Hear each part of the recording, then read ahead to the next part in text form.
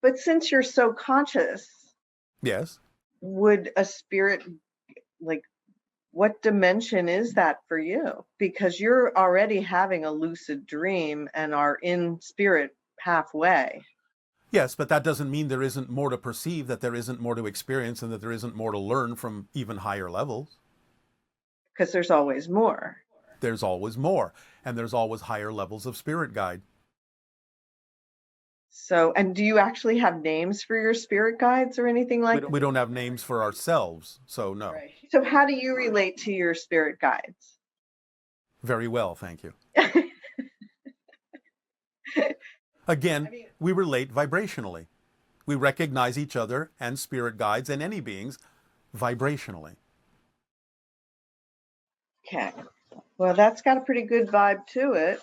Yes, it does. So here's just a few ET questions. Oh, all right.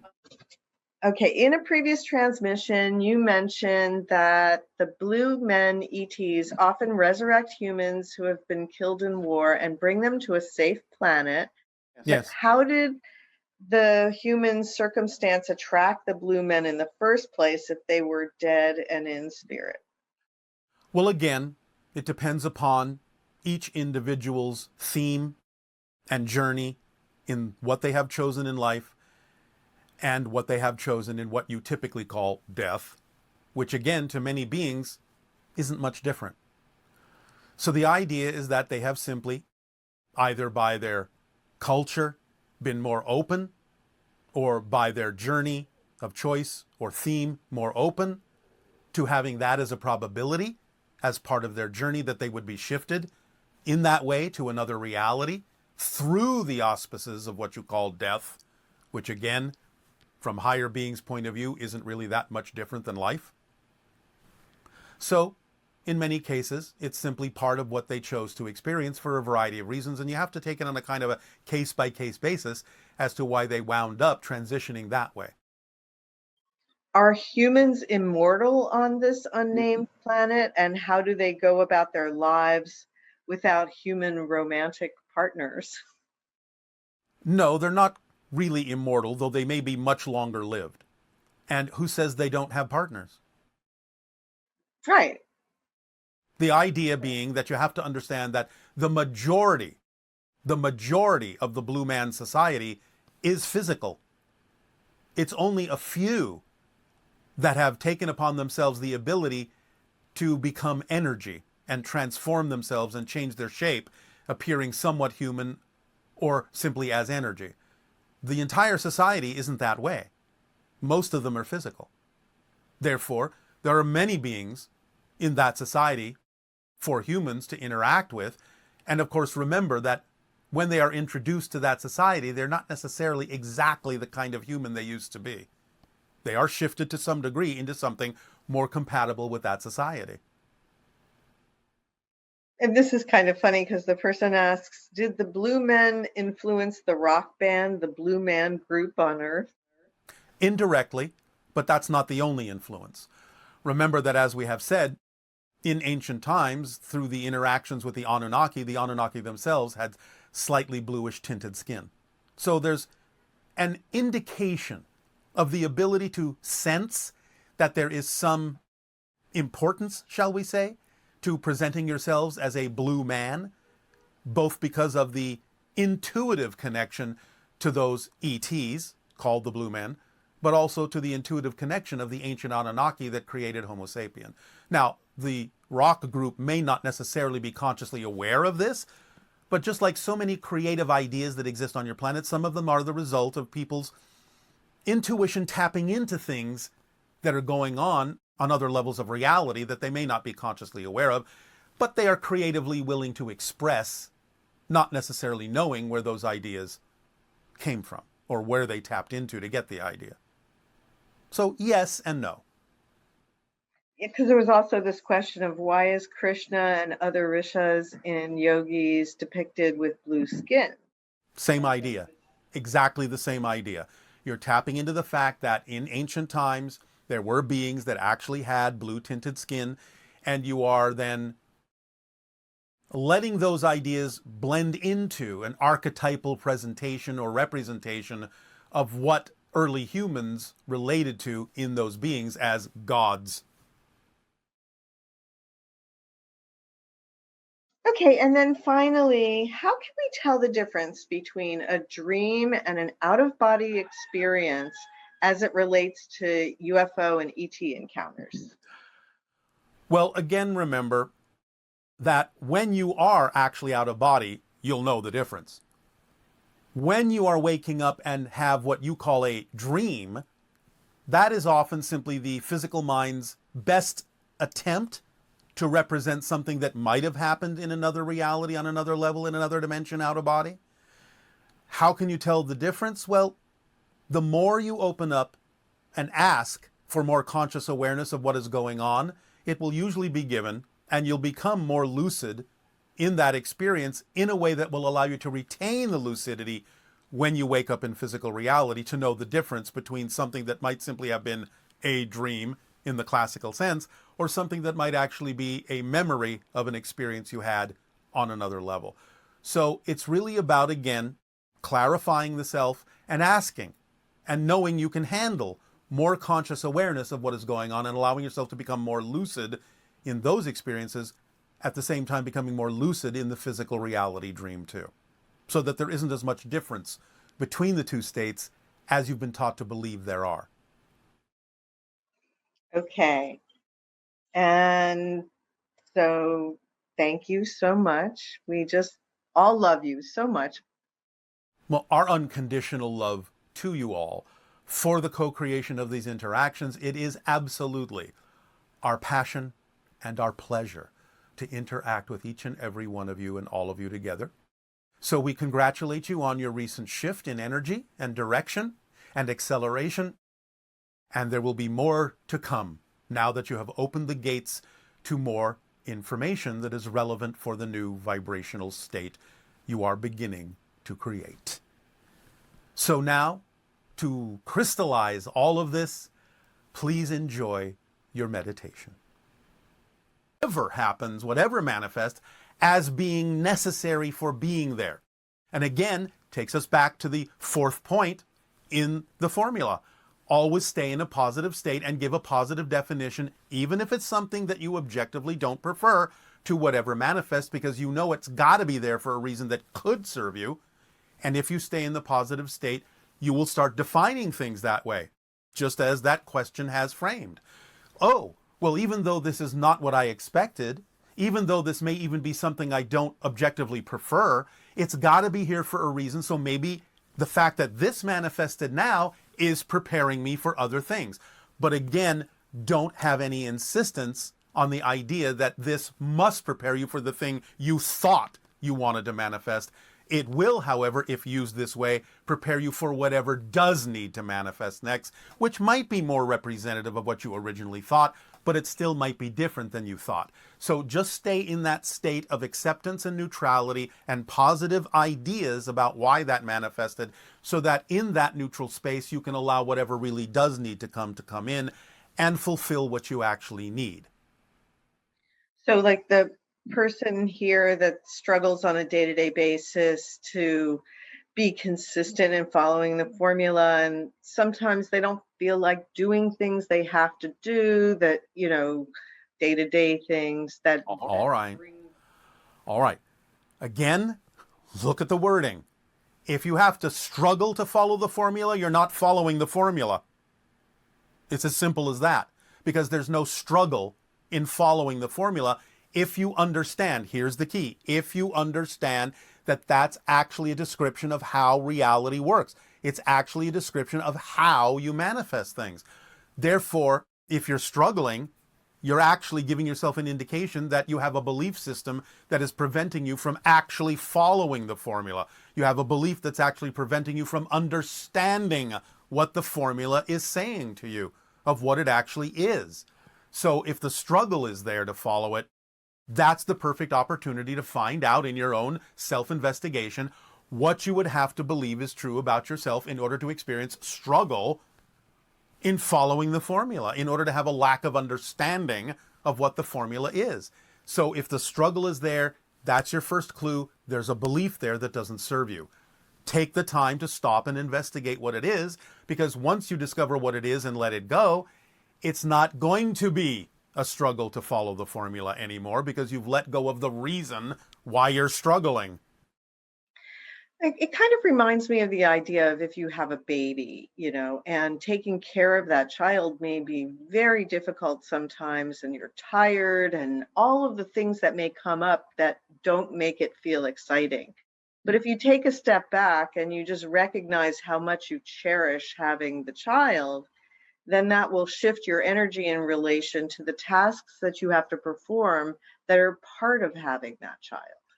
And part of your joy and excitement, because you'll figure out how to do them differently that is in alignment with your excitement. That's what we're saying. There is no inherently difficult situation. Only beliefs make it seem difficult because you're not necessarily doing it in the way that is representative of your joy. But you can't see the way to do it in the way that's representative of your joy if you're not already in joy. Because again, you cannot perceive what you're not the vibration of first. So you have to, again, understand how this works, and you have to understand that if you simply go into the vibration of joy first, different ideas of the way to do things, including raising children, will come to you that you couldn't perceive when you weren't in a vibration of joy. And when those new ideas come to you because you're already in a vibration of joy, you will see that those new ideas, those new inspirations, those new imaginings about different ways to do things, different ways to relate to this idea of raising a child, will start to give you other opportunities, other ways of expressing that relationship, and you will find that they will all start to dovetail with your joy. Yeah, it seems like the idea is if you find yourself unwilling or uninterested in doing certain tasks that are actually associated with your excitement, then that's time to redefine and look for new ways to do that, or possibly even delegate it, because sometimes that can be one way. It can be one way if that's what naturally comes out of your investigation. It can be one choice. But the idea, again, is whatever those choices are, they'll present themselves to you in a way that actually does align with your excitement. And that's the beauty of synchronicity, because it keeps bringing you more things to work with. Yes, and it keeps taking away things that you don't need to work with right now. So what about the idea of like self-sabotage? Like some individuals find that they try to do things in a certain direction, but then their own... All right, well, again, we would assume by now that this would be relatively apparent as to what the answer is. Self-sabotage obviously involves belief systems about the self that dive into concepts like I'm not worthy, I'm not deserving, I'm not able, I don't belong, etc., etc., etc., and therefore require some deep self-investigation as to why you would attempt to sabotage yourself from your own true self, why you would attempt to be something you're not. So the idea, again, is you have to look at those fundamental fear-based beliefs of lack of self-worth in order to transform that physical behavior, those choices of self-sabotage. So that idea of like it's self-sabotage, but it's happening at a subconscious level, That's why you have to investigate and bring the belief into the conscious light. Again, if it remains in your unconscious, you have nothing to work with. That's why the investigation about what you believe to be true about yourself is so crucial. And thus paying attention to what the fear-based belief is saying so you can hear what it's really saying and realize how much of what it's saying negatively about you is nonsense. You have to do the investigation. You have to make the unconscious belief conscious. Now, it's going to do everything in its power to prevent you from doing so, because that's one of the ways that the negative belief perpetuates itself, is by making it seem as if you have no ability to find it. And it may use emotions to prevent you from doing so. I'm too depressed to investigate myself. I'm too tired to investigate myself. This won't actually amount to anything to investigate myself. I am a victim and always a victim, and therefore there's no point in investigating what these beliefs are. All of these things come from the negative belief. You have to see through that smoke and mirrors. You have to be able to understand that it's not as difficult as the negative belief is making it appear, that that's just an illusion. You have to know how these things work. That's why we explain the mechanisms of these things to you all, so you can realize it can be much easier than you think, because once you understand how this works, and once you understand how beliefs perpetuate themselves, you will understand why they're saying what they're saying to you, and you will also understand the illusion in it, that it's not necessarily a fact, it's just a perspective coming from a negative belief that's doing nothing more than attempting to continue to perpetuate itself, which is what all beliefs are designed to do in order for you to be able to have a physical experience. Because if the belief systems couldn't perpetuate themselves in one way, shape, or form, there would be no possibility of having a physical reality experience, because it doesn't really exist unto itself. It only exists as a projection of your consciousness. The experience of it is real, but the physical reality itself is nothing more than a cardboard facade. That's very helpful. All right. This individual says, I've had many experiences where I moved pencils like an instant manifestation in a way that didn't follow the laws of physics. Well, it does follow the laws of physics, just not physics that you're familiar with yet. And there was no intention of doing anything of the sort. It just like happened. So yes, then for that individual, they have given themselves an opportunity through that experience of telekinesis to understand that physical reality is just a projection. The idea then is that whatever state they were in at that moment, every time they think about how that felt at that moment when that happened, puts them right back into that centered state of their relationship to the idea of physical reality as nothing more than a projection, which could, if used that way, if understood that way, for that purpose and that reason, put them in a state where they can allow themselves to, shall we say, shape their physical reality more effortlessly by simply knowing that they can always go back in that state, and that they are already back in that state just by remembering what it felt like to be in that state when they moved the pencil. And now, one moment.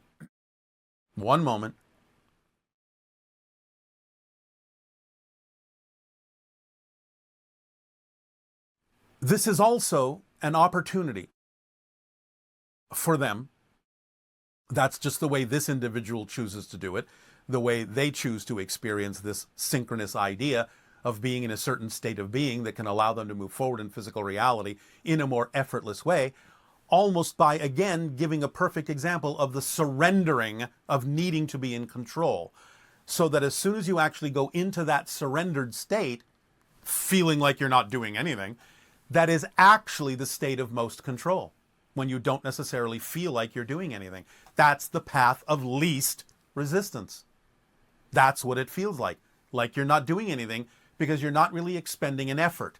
You're actually in the center of yourself, in perfect balance at that moment, and when you happen to take yourself into that state, it shows you what's possible in physical reality, and it shows you that it is possible, because physical reality isn't real. It's just a projection of the state of being of your consciousness.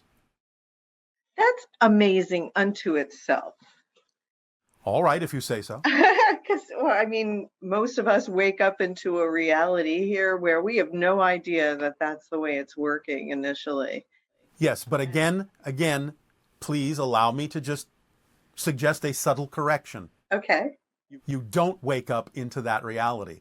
That reality wakes up in you. Oh. Even when there you are, a little baby, just being born into the world. Even then. Because you are not just a little baby. In fact, as a little baby, and for quite a few years, you are still very loosely connected to the idea that physical reality is real. You kind of go back and forth into the spirit, into the physical dream, into the spirit, into the physical dream. And the idea is that you're absorbing what you need to absorb to play out the theme that you chose to play out in this physical experience. But remember that babies are not just babies. They are still extremely powerful spirit beings, testing the waters, navigating themselves into whatever way, shape, or form the situation needs to be to allow them to play out and experience the theme they chose to experience by absorbing whatever belief systems they need to absorb in order to transform them in the future in the way they need to become more of themselves from a different point of view. Pretty amazing. All right. Again, if you say so. If if the heart has this direct connection to the higher mind, why do we experience heartbreak? Well, again, because of the belief systems within the idea of the physical mind. Because again, remember, while it may experience the direct energy of the higher mind, the heart still has to take its cue from what the belief systems in the physical mind have to say about it. And therefore, heartbreak is another bounce. So higher mind to heart, through the filters of the physical mind's belief systems, back to the heart. That's where the heartbreak can occur, because then the original vibration is filtered through the belief systems that may be negative belief systems that then the heart will interpret as the idea of sadness or heartbreak or loss. Okay. Um,